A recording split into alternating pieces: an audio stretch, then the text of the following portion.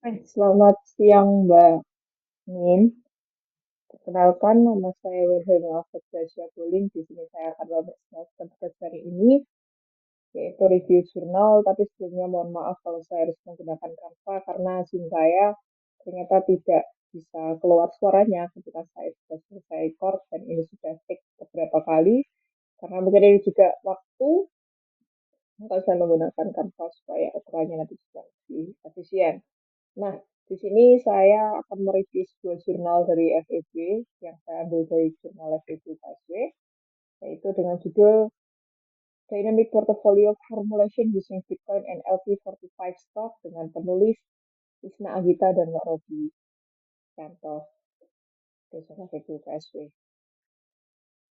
Oke, di pendahuluan di sini saya menemukan bahwa dalam berinvestasi, diversifikasi itu diperlukan untuk bisa mengurangi resiko dan meningkatkan keuntungan. Simpelnya, diversifikasi ini kalau saya boleh memberikan gambaran, yaitu ketika kita berinvestasi itu jangan hanya pada satu keranjang saja. Ada istilah yang mengatakan jangan pernah menaruh jeruk ataupun apel itu hanya dalam satu keranjang, tapi taruhlah dalam beberapa keranjang. Nah, gambaran seperti ini mungkin gambarannya kurang baik ya, tapi ini yang paling sederhana untuk bisa menyimpulkan atau menggambarkan mengenai teori dari diversifikasi itu sendiri. Nah, hal ini penting digunakan untuk seorang investor supaya ketika harga sebuah aset dari salah satu aset di portofolio dia mengalami penurunan, masih ada aset lain yang bisa membantu untuk memberikan keuntungan. Simpelnya, pemudahnya seperti itu. Kemudian yang kedua, saham LQ45 merupakan saham unggulan yang banyak diminati oleh investor. Nah, penelitian ini terfokus pada pasar saham di Indonesia, di mana pasar saham Indonesia pun memiliki beberapa, apa ya, kalau saya bilang karakteristik ya, ataupun beberapa jenis lah. Ada yang LQ30, dan yang paling terkenal itu adalah LQ45, karena LQ45 ini kapitalisasi pasarnya terbesar, beberapa perusahaan yang memiliki value-nya yang besar-besar, seperti yang paling mudah ada perbankan ya, BCA, BMRI, ataupun BBRI yang memang banyak diminati oleh investor. Kemudian yang ketiga, Bitcoin sebagai aset yang baru lahir ternyata pada tahun 2008, maaf, dia memiliki karakteristik yang cenderung berbeda dari pasar saham atau pasar tradisional seperti yang kita tahu. Bitcoin terkenal dan semakin populer sebagai aset alternatif atau di dalam penelitian ini nanti disebutkan bahwa aset ini ternyata memiliki sifat hedging atau melindungi nilai dari investor itu sendiri. Ketiga, pandemi COVID menyebabkan volatilitas yang bergejolak tidak hanya terjadi pada pasar keuangan saham saja, tapi di beberapa aset keuangan lainnya seperti emas, obligasi, Bitcoin itu sendiri, dan beberapa aset keuangan lainnya. Kemudian penelitian ini juga menganalisis apakah dengan menggabungkan Bitcoin dan saham LQ45 itu bisa meningkatkan kinerja portofolio dari seorang investor itu sendiri. Selanjutnya, adapun tujuan penelitian yang saya dapatkan melalui jurnal ini adalah yang pertama, untuk mengetahui apakah portofolio yang ada aset Bitcoin-nya ini lebih unggul daripada hanya saham LQ45, atau dalam artian apakah portofolio seorang investor itu kalau saham saja asetnya itu lebih baik daripada tidak ada aset Bitcoin di dalamnya. Kemudian yang kedua, itu untuk menganalisis korelasi antara Bitcoin dan saham LQ45 untuk bisa menentukan apakah sebenarnya Bitcoin ini bisa melindungi nilai atau bisa melindungi portofolio kita dari berbagai guncangan, baik pandemi ataupun situasi-situasi politik ataupun ekonomi yang terjadi di dunia ini. Adapun metode penelitian yang digunakan, yang pertama kuantitatif menggunakan data sekunder, di mana data saham dan juga Bitcoin diambil dari uh, coin market cap untuk Bitcoin sebagai salah satu koin cryptocurrency, dan juga saham LQ45 diambil dari websitenya Pasar Modal Indonesia atau IDX. Sampel yang digunakan dalam penelitian ini pun juga dari saham LQ45 itu dipilih berdasarkan saham dengan kapitalisasi pasar terbesar dan perusahaan yang sering masuk atau konsisten masuk ke dalam LQ45. Nah, saham LQ45 ini tadi saya sudah sempat menjelaskan di awal karena kapitalisasi pasarnya terbesar itu menandakan bahwa saham dengan value yang paling banyak diminati dengan transaksi terbesar di pasar Indonesia.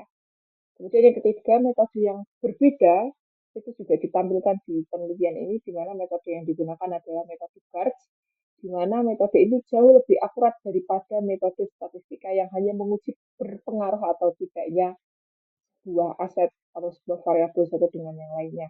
Tapi metode ini juga berbicara tentang korelasi antara satu aset dengan aset lainnya. Dan di mana dari metodologi ini menimbulkan sebuah hasil penelitian atau hasil temuan bahwa Bitcoin memiliki korelasi negatif dengan saham LQ45. Artinya, bisa digunakan sebagai aset lindung nilai. Ketika tadi sahamnya turun, kita punya aset Bitcoin, maka kita masih bisa memaksimalkan keuntungan kita melalui aset Bitcoin ketika saham sedang mengalami penurunan. Kemudian yang kedua, portofolio Bitcoin dan plus saham LQ45 itu jauh lebih unggul daripada hanya salah satu aset saja yang kita taruh dalam portofolio kita. Juga yang ketiga, portofolio yang menggunakan Bitcoin hanya memiliki resiko lebih rendah daripada saham LQ45. Adapun kelebihan dan juga kekurangan nanti akan kita bahas, tapi kita akan bicara tentang kelebihan terlebih dahulu. Ada tiga yang saya temukan, topik, metodologi, dan hasilnya ternyata juga bisa bermanfaat bagi investor. Yang pertama, topiknya sangat menarik karena menghubungkan dua aset keuangan tradisional dan modern. Saham kita kenal dengan asetnya yang tradisional, dan juga investasi di kripto adalah suatu hal yang baru di era sekarang, apalagi di era teknologi yang begitu luar biasa majunya. Dan juga metodologinya itu tadi sudah saya sebutkan di awal, menggunakan metode GARS yang menunjukkan korelasi antara satu variabel dengan variabel lainnya, dan juga hasilnya jauh lebih akurat daripada pendekatan regresif seperti biasanya. Hasil yang menarik ternyata dari penelitian ini menyebutkan Bitcoin menjadi instrumen yang mampu memiliki lindung nilai bukan hanya sekedar aset spekulatif yang mungkin banyak orang bilang bahwa wah, Bitcoin ini scam, Bitcoin ini skeptis, tapi ternyata dia dengan sifatnya yang unik, dia bisa menjadi instrumen atau aset yang memiliki lindung nilai atau hedging. Dan kekurangan dari penelitian ini hanya terbatas pada cryptocurrency jenis Bitcoin, padahal cryptocurrency itu banyak jenisnya.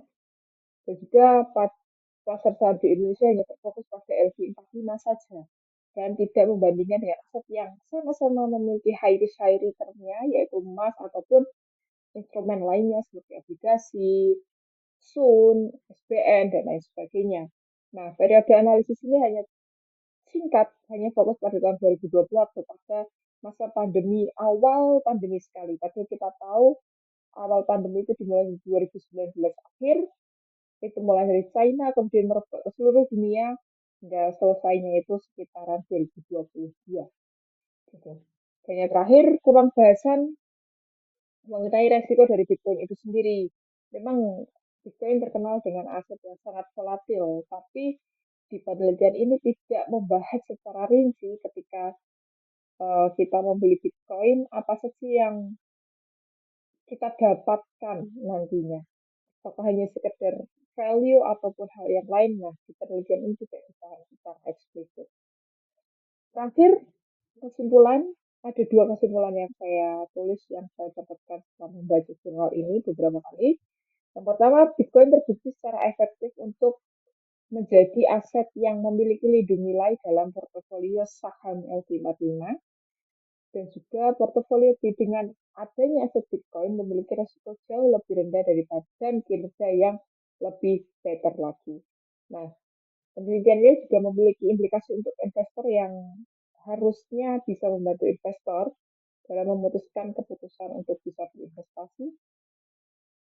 Yang pertama, Bitcoin bisa menjadi pilihan diversifikasi untuk menghadapi volatilitas di pasar saham dan juga penting untuk memahami resiko apa saja sebelum memasukkan Bitcoin dalam portofolio seorang investor. Mungkin itu saja yang bisa sampaikan. Sekali lagi mohon maaf jika ada kesalahan, Mbak Min. Terima kasih dan memberkati.